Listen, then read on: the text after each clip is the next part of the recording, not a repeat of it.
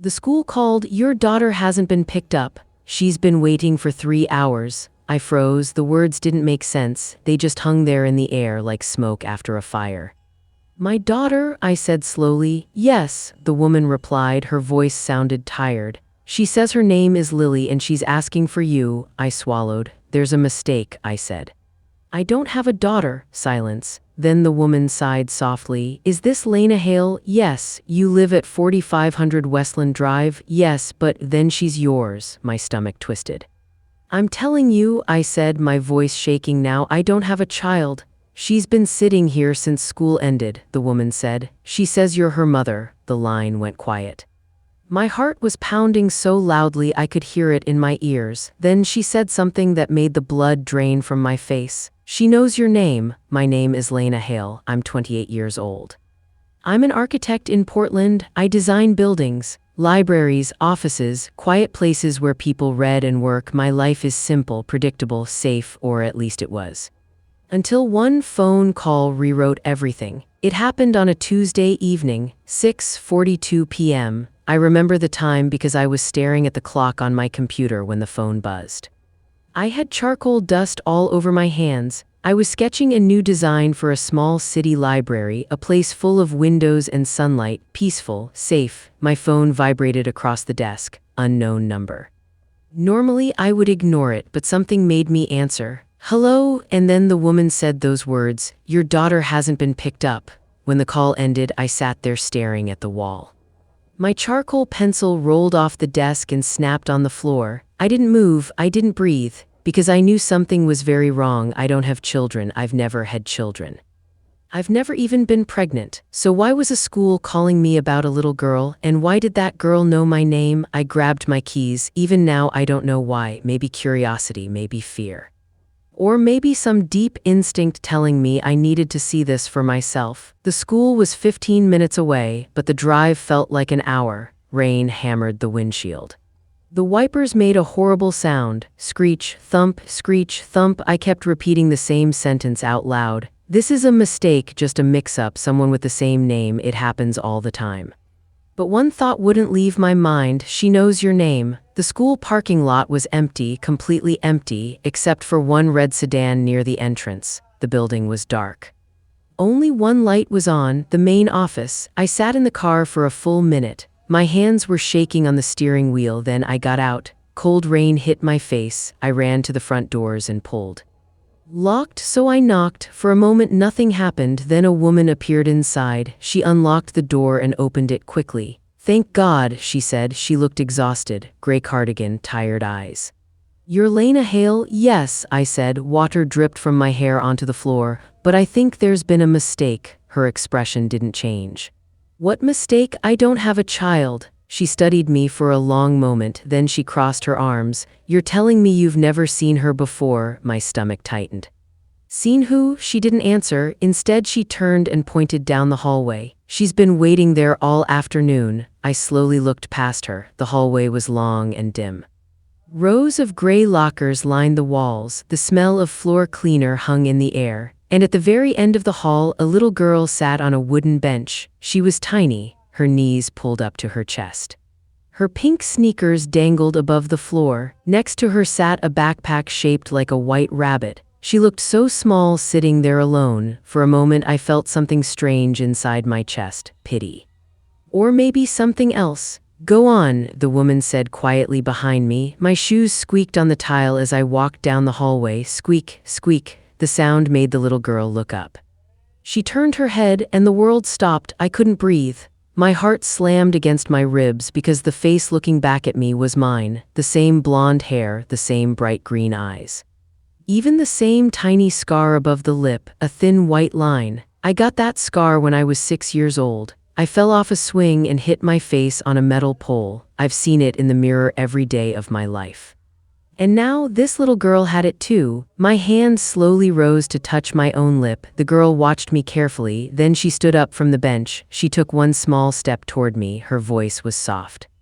"Mommy," not a question, a statement. "No," I whispered. I stepped backward. My shoulder hit the wall. "This isn't possible." The girl's face crumpled slightly. She didn't cry. She just looked confused. But Daddy said you would come, she said. A man walked out of the office behind me. He wore a tie and glasses. The principal, I guessed. Ms. Hale, he said gently.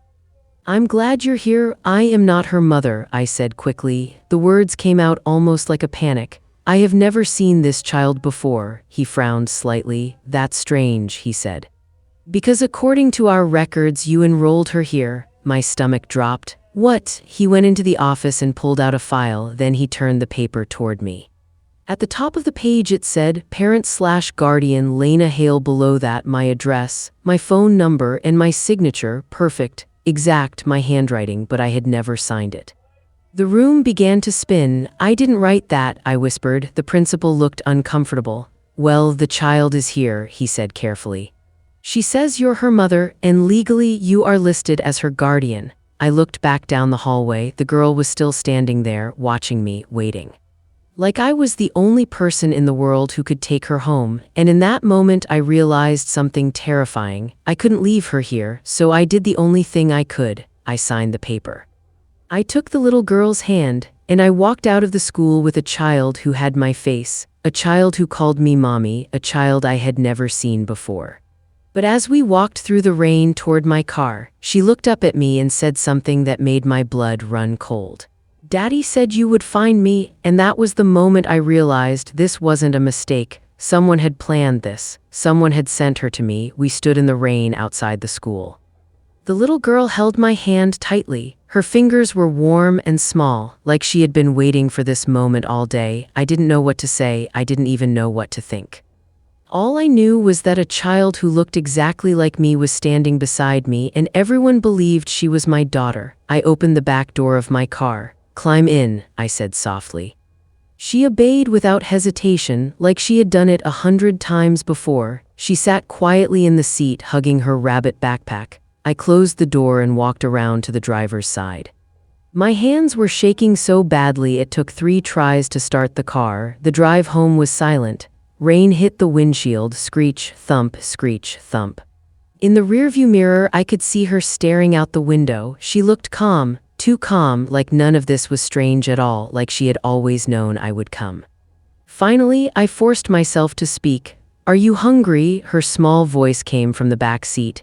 Yes, that one word hit me harder than anything else because it sounded so normal. Like this was just a regular day. What do you like to eat? I asked. Macaroni, she said, so I pulled into the nearest grocery store. The bright lights inside the store hurt my eyes. I grabbed a blue box of macaroni and cheese, milk, apple juice, cookies, normal things you buy when you have a child. The girl followed me quietly through the aisles. She never let go of my sleeve. At the checkout counter, the cashier smiled at us. She's adorable, she said, then she laughed softly. She looks just like you. My throat tightened. I forced a smile. Yeah, I said quietly, I've heard that. My apartment had never been designed for children. Glass tables, white walls, sharp furniture, quiet rooms. It was a place built for a single person who worked too much, not a 4-year-old. But that night when I opened the door, a little girl walked in behind me, like she belonged there. She carefully placed her rabbit backpack by the wall, then she stood in the middle of the living room looking around. Her eyes were wide. Is this your house, Mommy? The word hit me like a punch. My name is Lena, I said quickly. You can call me Lena. She looked confused, but she nodded. Okay, Lena. I went into the kitchen, my expensive stainless steel kitchen that I almost never used.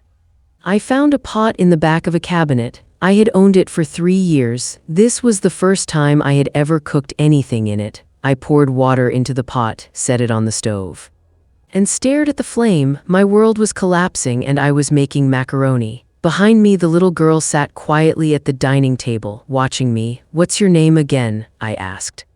Lily, Lily, I repeated. That's a pretty name. She smiled a little. What's your last name? I asked. She looked down at her sneakers. Carver. The wooden spoon slipped from my hand and clattered into the sink. Carver, no, it couldn't be. It was a common name. It had to be coincidence. But a cold feeling was spreading through my chest. I turned slowly. Lily, I said carefully. Who usually picks you up from school? My daddy. What's his name? She looked up at me. Those bright green eyes, my eyes. Daniel, she said. The room spun. I grabbed the back of a chair to keep from falling because I knew that name. I knew it very well. Daniel Carver.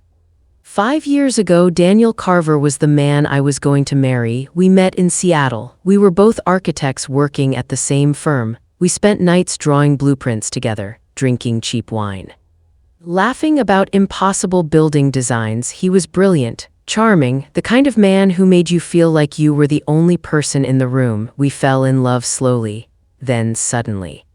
And for a while, I thought he was the person I would spend my life with. But one day he disappeared, completely, no warning, no explanation, just gone.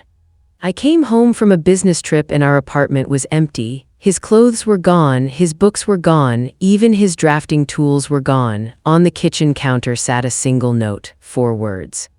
"I'm sorry, this is for the best." I never saw him again. His phone was disconnected. He quit his job, no one knew where he went. He had simply erased himself from my life. That was 5 years ago.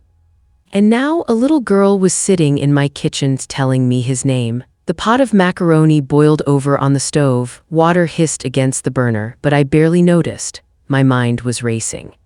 "Lily," I said slowly, "how old are you?" "I'm 4. 4. The math hit me instantly. Daniel left 5 years ago, which meant no, that was impossible. I would have known. I would remember being pregnant. No one forgets something like that. The pasta spilled across the stove. I grabbed the pot and burned my hand. The pain snapped me back to reality. Lily was staring at me, her lower lip trembling. "Did I do something wrong?" My chest tightened. "No," I said quickly. "No, honey, you didn't do anything wrong." I cleaned up the mess. Then I made her a peanut butter sandwich instead. She ate quietly, swinging her feet under the table. I sat across from her, studying her face. Every feature was mine, the hair, the eyes, the scar. It was like looking into a mirror that had somehow traveled through time. "Lily," I said softly, "what did your daddy tell you about me?" She wiped peanut butter from her fingers.